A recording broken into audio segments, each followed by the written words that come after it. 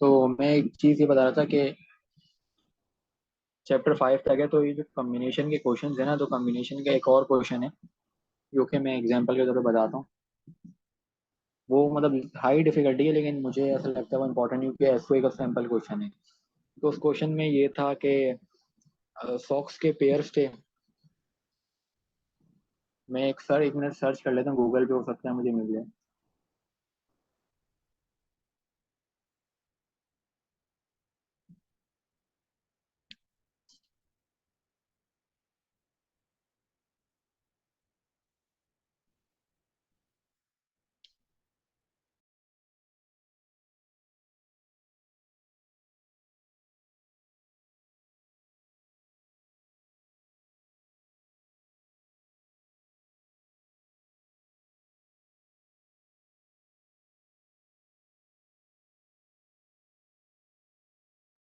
तो ये क्वेश्चन नज़र आ रहा होगा तुम्हें।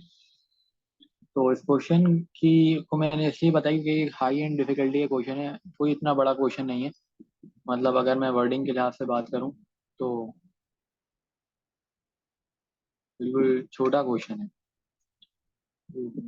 स्क्रीन क्लियर आ रही है या मैं साइज बड़ा करूँ इसका? मेरी स्क्रीन क्लियर है। क्लियर।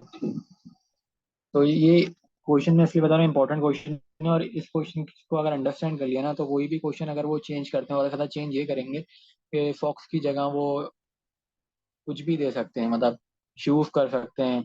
मतलब जो भी चीज़ों का पेयर होता है उस तरह का की चीज़ आ सकती है। तो इसमें होता ये है कि जो ड्रॉअर है, मतलब जो मतलब एक तरीके से उठा रहे सॉक्स, तो वो एक पेयर उठाएगा। मतलब चार पेयर हैं, हर पेयर का कलर डिफरेंट है, और वो one at a time pick कर सकता है। आठ में से टोटल आठ पीसेस हैं। अब ये सवाल कहता है कि ना मैक्सिमम नंबर ऑफ ड्रॉस रिक्वायर्ड, मतलब प्रोबेबिलिटी हमने बतानी है कि मैक्सिमम नंबर ऑफ ड्रॉस, मतलब एक बंदा जो है वो मैक्सिमम कितनी दफा पिक कर सकता है, मतलब until he found a matching pair. Question ये। तो उसका मतलब ये है कि जैसे हमारे पास चार पेयर हैं सॉक्स के, और उनके जो कलर हैं वो डिफरेंट हैं। अब मैं एक एग्जांपल सॉल्व करने के लिए एक पेंट्स पे आ जाता हूँ।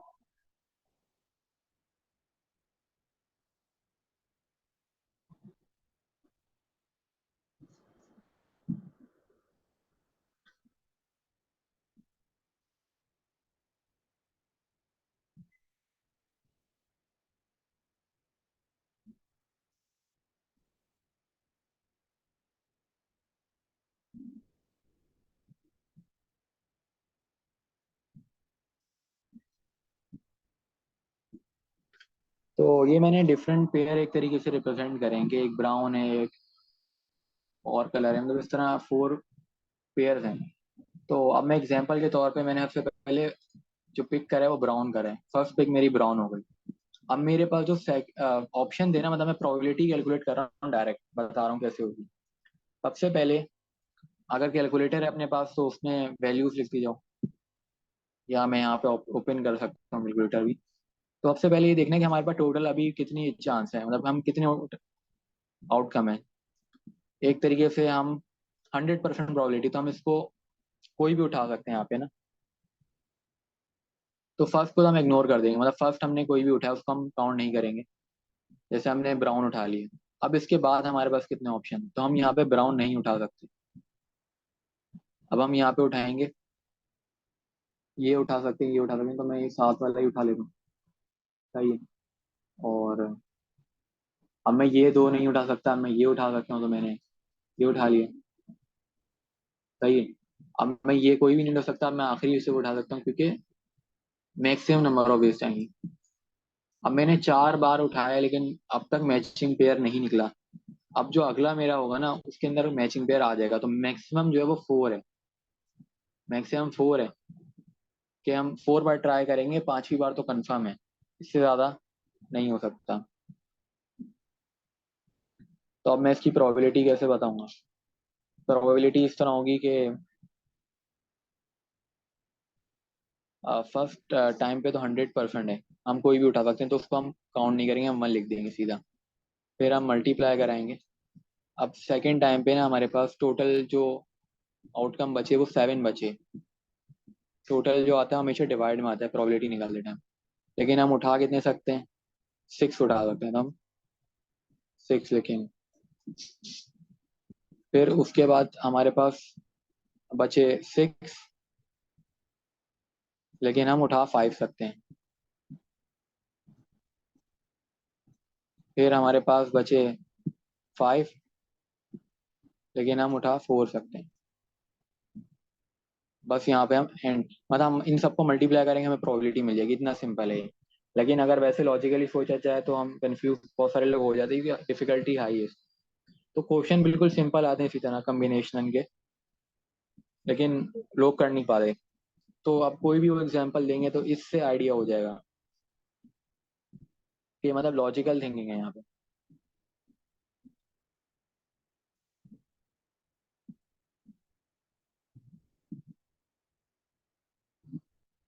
तो इसकी ना जो एग्जांपल है, मतलब सबसे ज्यादा मैं कहूँगा इसके ऊपर फोकस करना चाहिए क्योंकि ये डिफिकल्ट है। और उसके बाद बेस थ्योरम के क्वेश्चन थोड़े डिफिकल्ट हैं। तो ये दोनों टॉपिक इंपॉर्टेंट है, इन दोनों से मेरे हिसाब से 50, अगर 5 है ना सेक्शन, तो 50% तो इन दोनों से ही आ जाएंगे।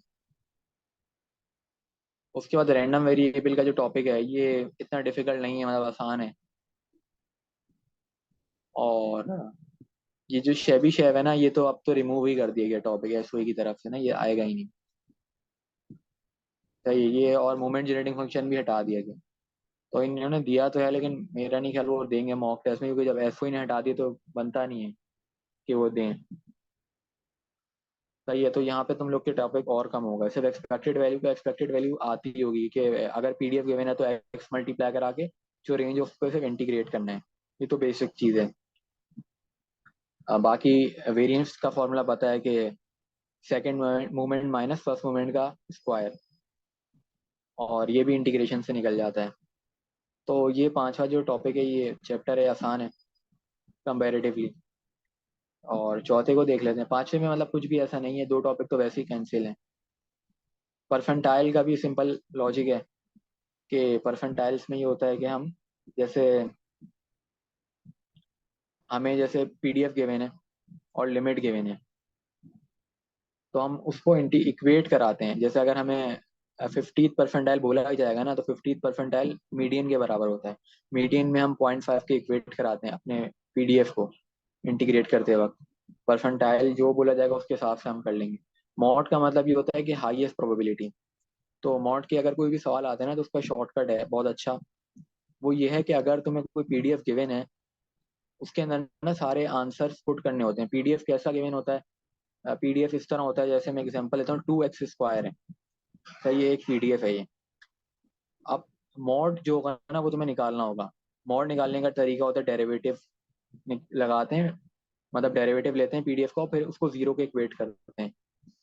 ये एक तरीका है, लेकिन उससे भी आसान तरीका ये होता है कि जो भी हमें आंसर गिवन है ना चॉइस में, मतलब 5 हैं, तो पांचों को ना हम उस पीडीएफ में डाल देते हैं। जैसे 2x² हमारा पीडीएफ है और हमें आंसर गिवन है 1 2 3 4 5। सारे आंसर हम एक्स के अंदर सब्स्टिट्यूट करेंगे वन बाय वन, और जहां पे हमें हाईएस्ट प्रोबेबिलिटी मिलेगी ना वो हमारा मॉड हो। सिंपल ये काम करना होता है मॉड। और मॉड के सवाल आते हैं, मतलब एक दो क्वेश्चन तो आ ही जाएंगे। तो उनमें यही करना होता है, मतलब फ्री के नंबर है मॉड के क्वेश्चन अगर आ गए तो बहुत अच्छे अच्छी ट्रिक है ये, मैं यही करता था। आराम से निकल जाता है मॉड, बगैर कुछ करे बस आंसर डालने होते हैं अपने पीडीएफ में। मीडियन जो होता है, मीडियन में ये होता है कि तुम लोग की तो मतलब टॉपिक में डिस्ट्रीब्यूशन ही नहीं है। जैसे आगे चल के है ना ये यूनिवेरिएट की डिस्ट्रीब्यूशन, अगर ये होती तो हर डिस्ट्रीब्यूशन के फिर सीडीएफ याद होने चाहिए थे, उन सीडीएफ से मीडियन निकल जाता है आराम से। लेकिन अभी तुम्हें सीडीएफ नहीं, मतलब डिस्ट्रीब्यूशन का तो कोई स्टार्ट ही नहीं है शुरू के 5 में, तो डिस्ट्रीब्यूशन का तो कोई मसला ही नहीं, करनी ही नहीं है। तो मीडियन ऐसे निकलेगा कि जो भी पीडीएफ होगा ना, जैसे 2x² है और उसकी रेंज 0 से 1 है, तो हम अपर और लोअर लिमिट वही लगा देंगे और इक्वेट हम गिरा देंगे 0.5 से। मीडियन का मतलब होता है 50% of the elements lie in it. Percentile का मतलब वही होता है, मतलब मीडियन जो होता है वो 50 होता है, परसेंटाइल वेरी करता है, मतलब 99 परसेंटाइल होते हैं टोटल। तो 1 परसेंटाइल, 2 परसेंटाइल, अब 2 परसेंटाइल या 10 परसेंटाइल जैसे मोस्ट कॉमन यूज होता है, तो उसका मतलब होता है कि 0.1 से हम इक्वेट करा देंगे। सिंपल चीज है। वेरिएंस और स्टैंडर्ड डेविएशन तो तकरीबन सबको ही आता होगा, मतलब वही चीज है कि वेरिएंस पे स्क्वायर रूट लगाते हैं, डेविएशन आ जाता है, एक्सपेक्टेड वैल्यू भी निकालनी आती है इंटीग्रेट करके।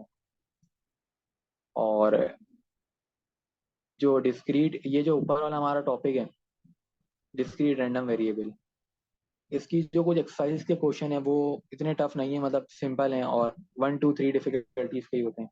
देख लेते हैं इसको। मतलब अभी मैंने 1 से लेकर 5 तक बताई, सिर्फ 4 अभी देखना रह गया।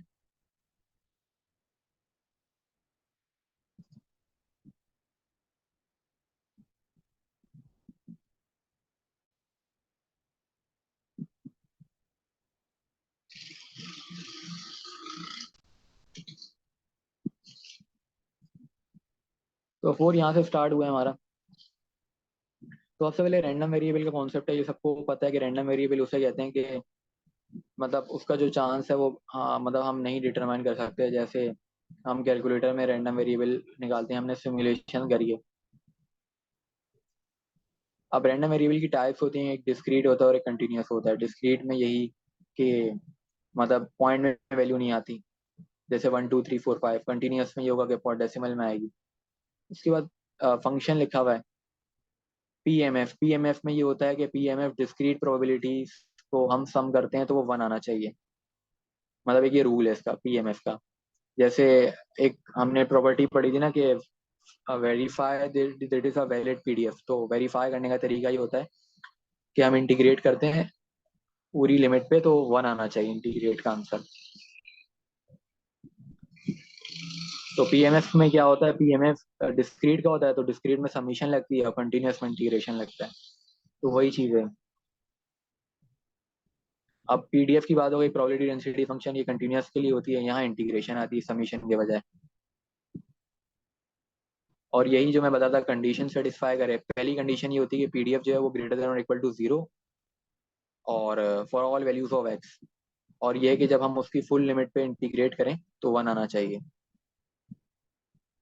अब 1 आने का रीजन ये कि टोटल प्रोबेबिलिटी 1 होती है ना, जैसे एक डाई को रोल कर रहे हैं या कॉइन को रोल कर रहे हैं, तो उसकी टोटल प्रोबेबिलिटी 1 होती है, तो इसलिए 1 आना चाहिए। अब ये जो सवाल हैं, ये जो सर एहतेशाम हमें पढ़ाते थे स्टैटिस्टिकल मैथमेटिक्स और एसएम और एमएस, वो जिसने अच्छे से पढ़ी है तो उसके लिए आराम से बिल्कुल ये सारे सवाल हो जाएंगे, क्योंकि पीडीएफ गिवन है 2x, सिंपल पीडीएफ है बिल्कुल। अब ये बोलेंगे सेटिस्फाई करी कंडीशन या नहीं, तो वही चीज़ सर एहतेशाम ने हमें कराई है उनके टाइम पे। तो इसको हम इंटीग्रेट करेंगे, इसकी पूरी रेंज पे आंसर 1 आ जाएगा। फिर अगर हमें ये बोला जा रहा है कि इस प्रोबेबिलिटी निकालो, मतलब इस इंटरवल की, तो हम इसकी जो रेंज है वो चेंज कर देंगे।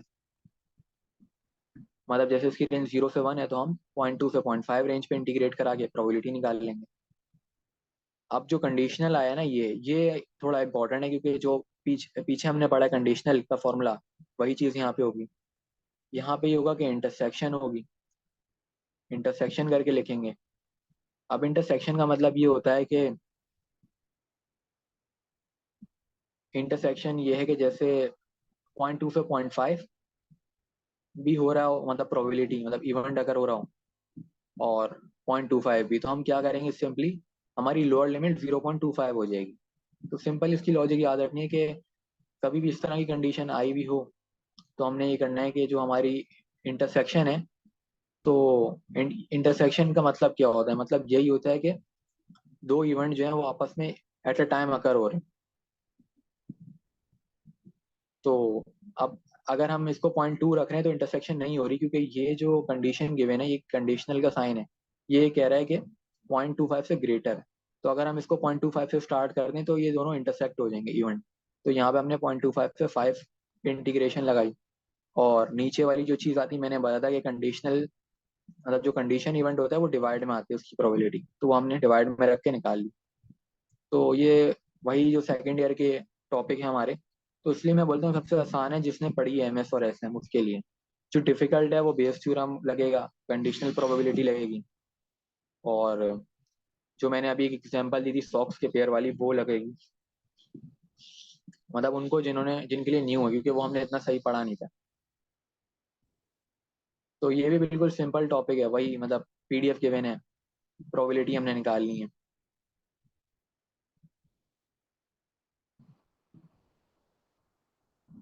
अब जो एक और कॉन्सेप्ट है पीडीएफ और सीडीएफ की कन्वर्जन और सर्वाइवल फंक्शन। यहाँ पे होता है सर्वाइवल फंक्शन होता है 1 - CDF, कि अगर CDF से हम 1 कर लें और PDF अगर हमें गिवन है और हमें ये बोला जाए कि CDF निकालो, तो CDF हम ऐसे निकालेंगे इंटीग्रेट करके। यहाँ पे एग्जांपल है, ये स्मॉल f PDF होता है, कैपिटल F CDF होता है, तो इंटीग्रेट करके हम CDF निकालेंगे और सर्वाइवल फंक्शन आ जाएगा 1 - CDF। तो ये बेसिक कॉन्सेप्ट हैं यहाँ पे। तो ये जैसे एक फंक्शन गिवन है CDF का, तो CDF की एक और प्रॉपर्टी होती है कि CDF का जो ग्राफ है वो इंक्रीजिंग होता है, क्योंकि वो सम कर रहा होता है। CDF और PDF में डिफरेंस ये होता है कि CDF में प्रोबेबिलिटी सम होती है और PDF में नहीं होती। और CDF की जो टोटल प्रोबेबिलिटी है वो 1 तक जाती है, जैसे हर एक इवेंट की प्रोबेबिलिटी टोटल 1 होती है।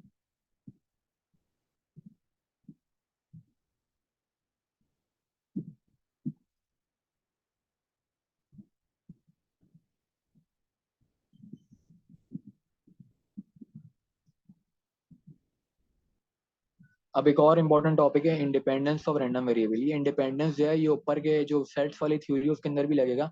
इंडिपेंडेंट में ये होता है कि अगर दो इवेंट इंडिपेंडेंट हो ना, तो उनकी जो प्रोबेबिलिटी है इंटरसेक्शन वाली वो आ जाती है सिंपल प्रोडक्ट करके। ये बहुत इंपॉर्टेंट कॉन्सेप्ट है। अगर कभी भी सवाल में हो ना कि ए और बी इंडिपेंडेंट हैं और उनकी इंटरसेक्शन वाली प्रोबेबिलिटी मांगी जा रही है या कंडीशनल मांगी जा रही है, तो कंडीशनल के अंदर भी इंटरसेक्शन यूज होता है, तो इंटरसेक्शन आ जाएगा दोनों को सिंपल मल्टीप्लाई करा के।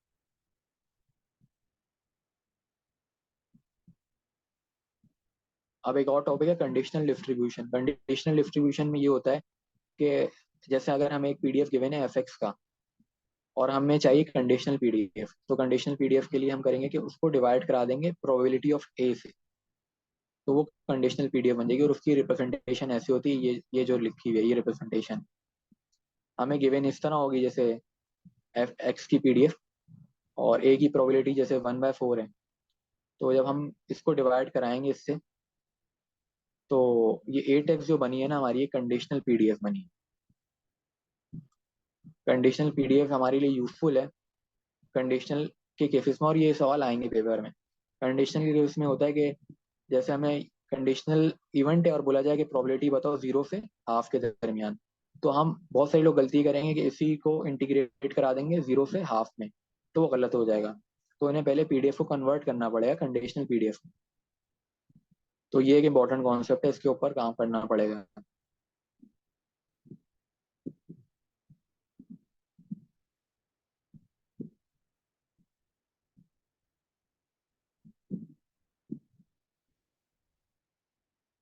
एक और इम्पोर्टेंट कॉन्सेप्ट है मैक्सिमम और मिनिमम का। तो ये जो है मतलब एग्जाम्पल इसमें गिवन होगा तो मैं मैक्सिमम फंक्शन, मैक्सिमम का मतलब ये होता है कि जैसे हम सॉल्व करें ना, हमारा जो भी आंसर आ रहा है, जैसे 2 आंसर आते हैं अक्सर क्वाड्रेटिक में आ रहे होते हैं, तो उधर हमें अगर मैक्सिमम फंक्शन गिवन है तो हम फिर मैक्सिमम वैल्यू वाली वैल्यू पिक करते हैं, और अगर मिनिमम है तो मिनिमम। वैसे अभी जो तुम लोग को टॉपिक दिए इनमें इसका यूज नहीं है, ये आगे चल के ऑर्डर स्टैटिस्टिक्स का टॉपिक है, आखिरी टॉपिक है, लास्ट टॉपिक है वो एग्जाम पी का, तो उसके अंदर यूज केस है इसका। अभी मतलब इसका यूज केस नहीं है।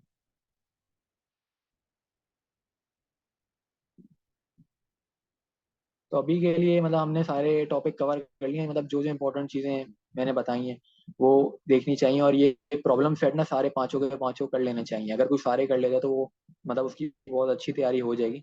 वरना एटलीस्ट ये है कि अगर टाइम शॉर्ट है तो हर सेट के 5 5 सवाल कर लेने चाहिए, ताकि हर चीज़ आती हो। क्योंकि अगर कोई एक सेट के सारे कर ले और बाकी सेट इग्नोर कर दे तो उसका पास होने का चांस नहीं है।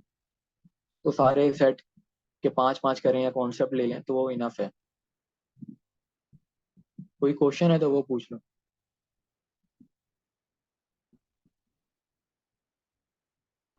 नहीं, ऐसा जो अभी अभी तो कोई क्वेश्चन नहीं है, जब मैं सॉल्व करूंगी अगर मैं तब पूछ लूँ। ठीक है, फिर यहाँ तक फिर मीटिंग एंड करते हैं इसकी, मैं अपलोड कर दूंगा वीडियो। हाँ श्योर। ठीक। Okay. Thank you so much. No problem.